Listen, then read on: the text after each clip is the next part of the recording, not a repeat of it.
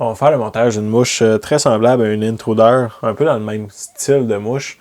Ça va être un streamer que je vais me servir à la truite de mer principalement. Donc j'utilise un shank. Le shank que j'utilise, c'est un shank Flyman, dans le fond là, de 35 mm. Donc je vais venir débuter mon montage avec du fil de montage de couleur noire. Ma première étape, c'est de venir refermer le shank. Donc, je n'y mettrai pas personnellement là, un hameçon. Il y en a qui mettent un hameçon directement dedans. On peut faire ça. Personnellement, j'aime mieux utiliser du fil pour faire ma jonction avec mon hameçon. Donc, je vais venir le refermer et à l'avant et à l'arrière. Il faut faire très attention parce que les coins du shank, donc la division qu'il y a ici et celle qu'il y a ici, ont tendance à couper notre fil. Donc, on passe en faisant très attention sur ces endroits-là.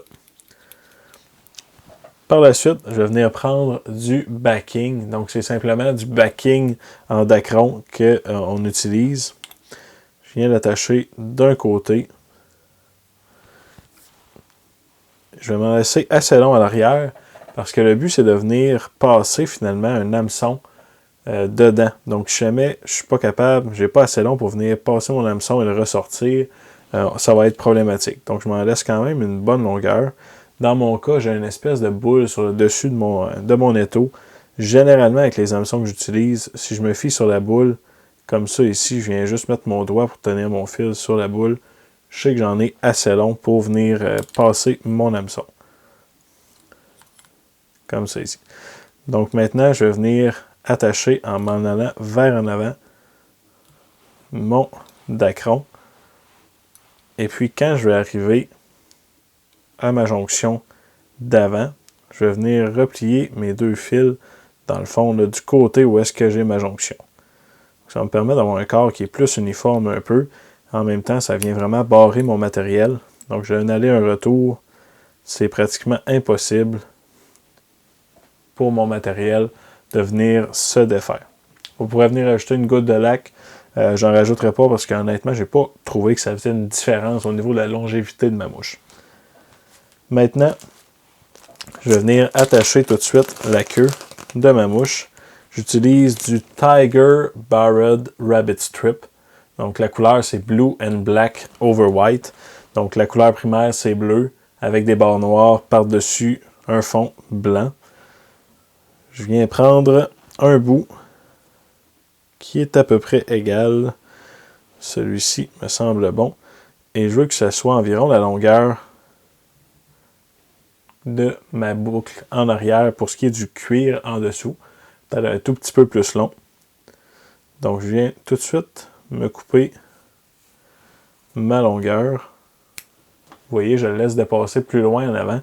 C'est parce que je veux que mes pointes débutent, mon barré, là, je veux qu'il débute dès le début de ma mouche. Donc, maintenant, ce que je fais, je viens relever simplement mon poil à l'endroit où est-ce que je vais venir l'attacher. Et je vais venir l'attacher directement sur mon shank. Et je vais utiliser seulement 2 tours de fil de montage parce qu'on va le rattacher plus loin. Par la suite, j'attache le matériel qui va servir à faire mon corps. C'est donc Dyed Blue, Dyed Pearl, Diamond Braid de couleur bleue. Donc c'est du Diamond Braid de couleur perle sur lequel on a tendu du bleu. Je viens de l'attacher sur le dessus de mon hameçon et je vais amener mon fil de montage jusqu'à l'avant. Une étape optionnelle, si jamais vous vous servez de cette mouche-là dans une rivière à saumon, vous ne pouvez pas faire ça. Personnellement, là où je m'en sers, on n'est pas sur une rivière à saumon. Donc, j'utilise Lead Eye Plated. La grosseur, c'est mini. Donc, ça va permettre à ma mouche d'atteindre une plus grande profondeur. Malgré le fait que c'est pas... je ne descendrai pas là, tant que ça dans la colonne d'eau avec. Ça va l'aider à rester sous l'eau quand il y a beaucoup de courant, parce que c'est une mouche que je vais me servir beaucoup au printemps. Donc, ce qui est plaisant de ces shanks-là, c'est que comme ils sont plats en dessous, quand on va venir installer nos lead eye, ça va vraiment être installé solidement. Ils n'auront jamais tendance vraiment à tourner comme sur un hameçon standard. Maintenant que c'est fait, je vais tourner mon Diamond Braid pour venir faire le corps de ma mouche.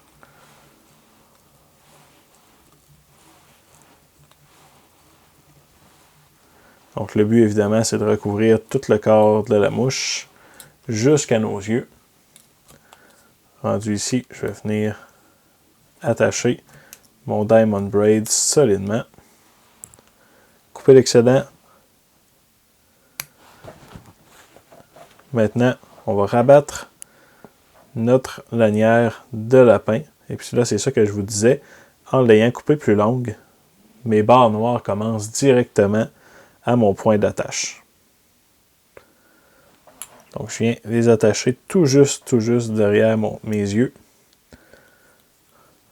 Quelques bons tours que je viens couper.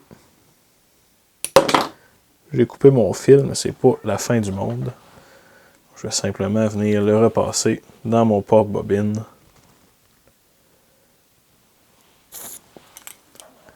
Quand on parle de quelque chose qui arrive à tout le monde, il y a une chose qui est certaine, tout le monde casse son fil de temps à autre ou le coupe. Si quelqu'un vous dit que lui, il casse jamais son fil, des bonnes chances qu'il vous mente. Par la suite, je prends un mini pack de couleur bleue. La grosseur, c'est 6 à 10. Et je vais prendre, dans le fond, les plus grosses plumes du 6 à 10. Ce qui va me donner une grosseur de plume d'un hameçon numéro 6. Donc, assez grosse. Donc, on voit, les fibres sont assez longues. Je viens dénuder le bas. Couper l'excédent. Je vais venir attacher par la base solidement. Encore une fois, je viens couper mon rachis et je vais venir l'entourer autour de mon hameçon.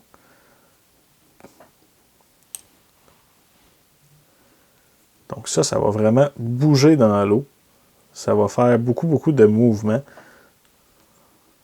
Et c'est ce qu'on veut quand on pêche le printemps, la truite de mer, quand même un peu de mouvement parce que souvent, c'est sûr, chez mon pêche, pendant un moment où est-ce que l'eau est plus calme avant la fonte des glaces, fin avril par exemple, c'est moins grave. Dans mon cas, je vais pêcher ça tout de suite après la débâcle. Donc, on va avoir quand même un bon débit. On veut que notre mouche elle se fasse voir dans l'eau. Et je vais terminer avec du Ice Dub couleur Steely Blue. Que je vais venir tourner sur mon fil pour venir faire la tête recouvrir entre mes yeux. Et puis je viens toujours rabattre mon hackle vers l'arrière avant de l'installer. Donc ça vient compléter la mouche. Ça vient tout camoufler dans le fond là, entre nos yeux. On fait notre nœud de finition. Ce que j'aime particulièrement de pêcher avec des shanks, c'est qu'on a de la place au niveau de l'œil. Même si on finit notre mouche vraiment à côté dans notre œillet, on a encore énormément de place pour venir faire notre nœud.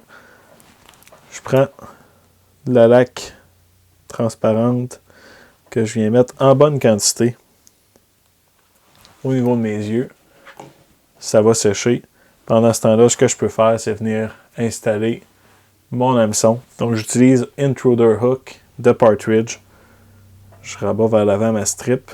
Et puis là, on peut l'installer pointe vers le haut ou pointe vers le bas. Ça n'a pas réellement d'importance. Personnellement, là, je l'installe souvent pointe vers le haut et je vais la piquer dans ma lanière de lapin.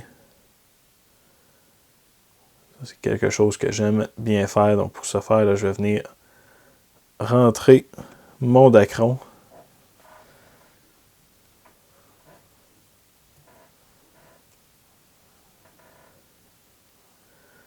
dans mon œillet.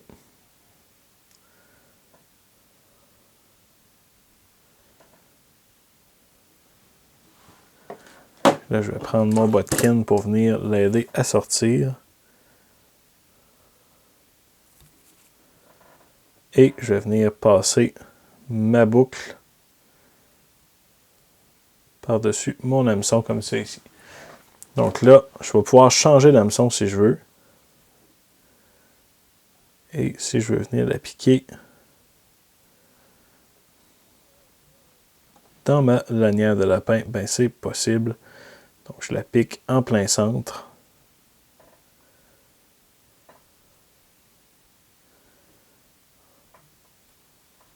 Et fois l'ardillon passé, on voit, voici le résultat final. Donc, comme ça, mon hameçon est camouflé dans ma lanière. Le poisson, généralement, va se piquer soit assez profondément dans la bouche, étant donné qu'il a tendance d'avaler vraiment la mouche au complet quand il est vraiment agressif. Mais assez souvent, ça va se prendre tout juste sur le bord de la bouche, parfois même à l'extérieur, parce qu'il va venir attaquer la mouche comme ça ici, et notre hameçon va se prendre sur le coin extérieur de la bouche. Donc, j'en perds très, très peu avec ce type de montage-là. C'est un type de montage qui est très, très efficace pour la truite de mer, l'ombre de fontaine, anadrome, dans les endroits où est-ce que je pêche, bien sûr. Donc, une mouche sur shank pour l'ombre de fontaine, anadrome.